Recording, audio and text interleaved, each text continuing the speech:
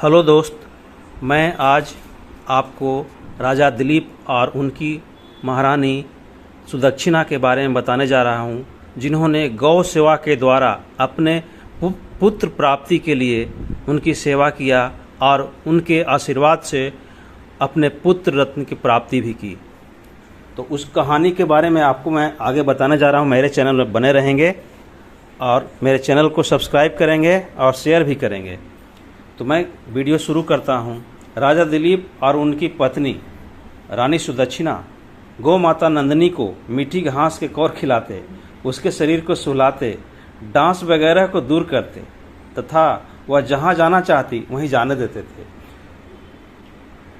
साथ ही वे स्वयं भी उसकी गति का अनुसरण करते थे। इस प्रकार उसकी छाया के समान उसके पीछे पीछे रहते हुए राजा दिलीप उसकी आराधना करने लगे और उसका सुरक्षा भी करते थे। जहाँ जाती थी गाय उसको छोड़ देते थे पूरा विचरण करने के लिए जंगल में, क्योंकि उनका सुरक्षा उनके साथ में था। गाय का सुरक्षा उनके साथ भक्ति भावना से लगे हुए थे और आराधना भी कर रहे थे। मैं अब वीडियो आरंभ करता हूँ। बहुत समय पहले रघुवंश महाकाव्य में महाराजा दिलीप और नंदिनी गाय की एक बहुत ही मनोहर कथा आती है, जिसमें नंदिनी गाय दिलीप राजा की सेवा से प्रसन्न होकर उन्हें उत्तम संतान तथा सौभाग्य का वरदान देती है। यह कथा गाय माता की महिमा को प्रत्यक्ष रूप से प्रकट करती है। महाराजा दिलीप को वृद्धावस्था आने पर भी कोई संतान प्राप्त नहीं हुई थी। संतान न होने की चिंता में बहुत दुखी और चिंतित रहते थे। एक समय उन्होंने अपनी महारानी के साथ विचार विमर्श किया और अपने गुरु वशिष्ठ जी से इस संदर्भ में प्रश्न पूछे सोची। अतः राजा दिलीप रानी के साथ गुरु वशिष्ठ जी के आश्रम में पहुंचे। आश्रम में पहुंचकर महाराजा दिलीप और उनकी महारानी ने गुरु वशिष्ठ को प्रणाम किया और उनसे संतान न होने की चिंता व्यक्त की। गुरु वशिष्ठ जी ने राजा दिलीप को याद दिलाया, एक बार अनजाने में उनसे कामधेनु गाय का अनादर हो गया था, जिसके फलस्वरूप उन्हें संतान न होने का दुख भोगना पड़ रहा है। साथ ही गुरु वशिष्ठ जी ने उन्हें इस पूर्व कर्म के फल को काटने का उपाय भी बताया। उन्होंने बताया कि कामधेनु गाय की पुत्री नंदिनी गाय की सेवा करने से वे अपने कर्म का पश्चाताप कर सकते हैं। यदि नंदिनी गाय उनकी सेवा से प्रसन्न हो जाए तो वह उन्हें श्राप से मुक्ति कर सकती है। गुरु वशिष्ठ जी से यह सब सुनकर राजा दिलीप नंदिनी गाय की सेवा का व्रत ले लेते हैं और व्रत के अनुसार वे अपने दास दासियों को छुट्टी देकर रानी के साथ स्वयं ही नंदिनी गाय की सेवा में लग जाते हैं। राजा दिलीप और उनकी पत्नी सुदक्षिणा गौ माता नंदिनी को मीठी घास के कौर खिलाते, उसके शरीर को सुलाते, डांस वगैरह को दूर करते, वह जहाँ जाना चाहती वहीं जाने देते। साथ ही वह स्वयं भी उसकी गति का अनुसरण करते थे। इस प्रकार उसकी छाया के समान उसके पीछे रहते हुए राजा दिलीप उसकी आराधना करने लगे। राजा दिलीप के तप का प्रभाव और दया भाव के कारण वे वन के समस्त स्थावर जंगम जीव मंत्र मुग्ध रहते थे। प्रजा की रक्षा करने वाले राजा के वन में पैर रखते ही बलवान प्राणियों ने अपने से कम बल वालों को तंग करना छोड़ दिया था। राजा दिलीप प्रतिदिन प्रातः गाय को चराने के लिए निकलते थे। उस समय उनकी रानी पहुंचाने जाती थी और सायंकाल जब राजा गाय को लेकर लौटते तब रानी दोनों को लेने जाती थी। महाराजा दिलीप संध्या काल में नंदिनी गाय की पूजा अर्चना करके उसे दूह कर नंदिनी जी के सोने के पश्चात सोते और उसके उठने से पहले उठ जाते थे। इस प्रकार राजा दिलीप को सेवा करते हुए 21 दिन बीत गए।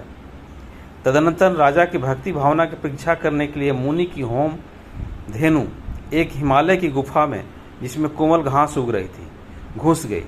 गाय हिरन पशुओं से सुरक्षित है ऐसा समझकर राजा पर्वत की शोभा में देखने में तल्लीन थे। इसी बीच एक सिंह आकर गाय के ऊपर झपटा, जिसका पता राजा को नहीं चल सका। जब राजा को गाय की आर्त ध्वनि सुनाई पड़ी तब राजा की नज़र पीछे गई। तब राजा ने देखा कि लाल गाय के ऊपर पंजा रखे केसरी सिंह खड़ा है, एक शेर खड़ा है। गाय के ऊपर पंजा रखे केसरी सिंह खड़ा है। राजा लज्जित हो गए और तरकस में से बाण निकालकर ज्यों ही सिंह पर छोड़ने लगे, तभी उन्हें ऐसा जान पड़ा कि उनका दाहिना हाथ जहाँ का तहाँ रह गया है, मानो मंत्रोषधि के द्वारा उनका सारा भुजबल नष्ट कर दिया है। राजा की यह लाचारी देखकर सिंह ठहाका मारकर हंसा और बोला, राजा, यह वृथा श्रम क्यों करते हो? मैं शमान सिंह नहीं हूँ, बल्कि महादेव का किंकर कुंभोदर शिव हूँ। शिव जी के चरण स्पर्श से पवित्र हुए मेरे शरीर पर तुम्हारे अस्त्र काम नहीं कर सकते, इसलिए यह व्यर्थ प्रयत्न छोड़ दो और घर लौट जाओ। तुम्हें जो काम सौंपा गया था उसे तुम कर चुके हो। तुम्हारी गुरु भक्ति सिद्ध हो चुकी है। जिसकी रक्षा शस्त्र से नहीं हो सकती, उसके बचाने में शस्त्रधारी क्षत्रिय निष्फल हो जाएं तो इसमें लज्जा की कोई बात नहीं है। इस पर राजा दीनतापूर्वक जवाब देते हैं, हे मृगेन, मैं हिल डुल भी नहीं सकता हूँ, इसलिए मेरा कहना तुम्हें हंसने जोग भले ही लगता हो, परंतु यह नंदिनी गाय गुरु अग्निहोत्री जी की कामधेनु का धन है। अपनी आंखों के सामने मैं इन्हें नष्ट होते हुए नहीं देख सकता, इसलिए तुम मुझ पर कृपा करके मेरा शरीर ले लो और अपनी भूख मिटाओ। कृपया करके महर्षि की इस गाय को छोड़ दो। सांझ होने पर इसका छोटा बछड़ा इसकी राह देखेगा। सिंह राजा को अनेक प्रकार से समझाता है ताकि राजा अपने निश्चय को बदल दे। सिंह कहता है, यदि तुम भूत दया के वशीभूत हो गए हो तो अपना शरीर प्रदान करके तुम इस एक ही गाय की रक्षा कर सकोगे, लेकिन यदि जीते रहोगे तो हे प्रजानाथ, तुम अपनी प्रजा को पिता के समान सदा संकटों से उबार सकोगे। और यदि तुम्हें अपने गुरु के क्रोध का डर लगता है तो उनको तुम घड़े जैसे थन वाली करोड़ों गायों को देकर शांत कर सकते हो। इस तरह सिंह द्वारा बहुत प्रकार समझाने पर भी राजा पर कोई प्रभाव न पड़ा, वरन राजा दिलीप सिंह से कहते हैं कि जिस प्रकार तुम देवदारू वृक्ष की रक्षा शिव जी की आज्ञा से करते हो, उसी प्रकार मैं अपने गुरु की आज्ञा से इस गाय की रक्षा करता हूँ। इस प्रकार सेवा कार्य करने वाले तुम मेरी सेवा की भावना को नहीं समझते हो। यदि तुम्हें मुझ पर दया आती हो तो मेरे इस नश्वर शरीर पर क्यों करते हो? मेरा जो अमर यश रूपी शरीर है उसके ऊपर दया करो और इस नश्वर शरीर को तुम खा जाओ। इस नश्वर पिंड पर मेरे जैसे मनुष्य को कोई आस्था नहीं होती। राजा की यह बात सुनकर शेर मन ही मन प्रसन्न होता है और राजा की बात को मान लेता है। इस प्रकार राजा सिंह की भूख मिटाने के लिए उसके चरणों पर अपने शरीर को मांस के पिंड के समान अर्पण कर देते हैं।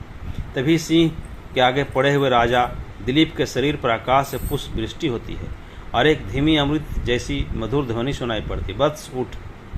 राजा दिलीप उठते हैं और सामने देखते हैं कि अपनी जननी के समान वह गोमाता दूध की धार छोड़ती हुई खड़ी है और सिंह अदृश्य हो गया है। माता नंदिनी उससे कहती हैं, यह सिंह तो मेरी ही माया थी। इस माया के द्वारा मैंने तेरी परीक्षा ली। ऋषि के प्रभाव से स्वयं काल भी मेरे ऊपर प्रहार करने में असमर्थ है।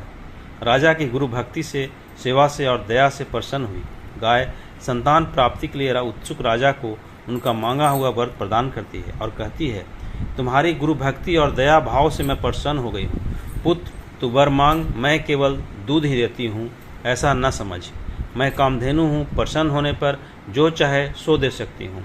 गाय को बचाने में प्राण अर्पण किए जाएं या करोड़ों गायों का दान पुण्य प्राप्त किए जाएं। इस धर्म संकट में एक को चुनने में राजा को देर नहीं लगी। फलस्वरूप राजा दिलीप को गौ रक्षा और सेवा का सच्चा मार्ग प्राप्त हुआ, जिस पर चलकर उन्हें समस्त रिद्धि सिद्धि प्राप्त हो गई। उनके यहाँ संतान भी आ गया जो बाद में बड़े होकर राजा रघु बने। इस प्रकार ये कहानी थी।